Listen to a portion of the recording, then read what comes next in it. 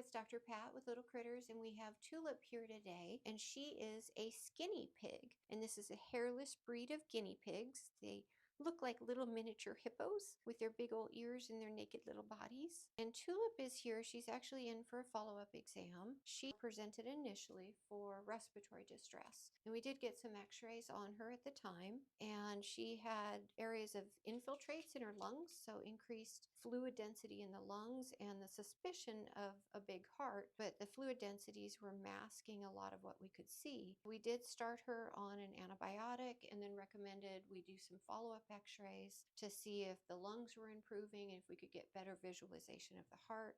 The alternative to that would be an echocardiogram or ultrasound of the heart, where you can get really good visualization and details on the heart. But we did get follow-up x-rays today, and the lungs are marginally improved. She does have an enlarged heart, so we are starting her on heart medication today, and then we'll do some follow-ups on her to see how the infiltrates or fluid in her lungs are responding, and hopefully we're getting that removed. And it's hard to see because she's stressed right now, but even in her cage at rest, before we handled her, she was still breathing very heavily at rest, and the owner's been noticing that at home. And we'll get her taken care of. Her quality of life is still very good.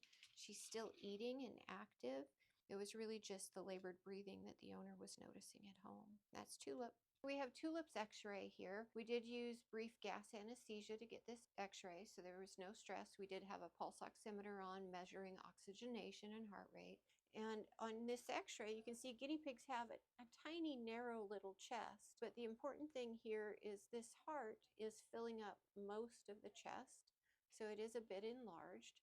And we have patchy infiltrates throughout the lung field here. And so this is evidence of heart disease. These are actually follow-up x-rays on this guinea pig. And we still have some patchy infiltrate that we're trying to get rid of. So we are going to start pemobendin or vetmedin to assist with helping the heart pump a little bit better.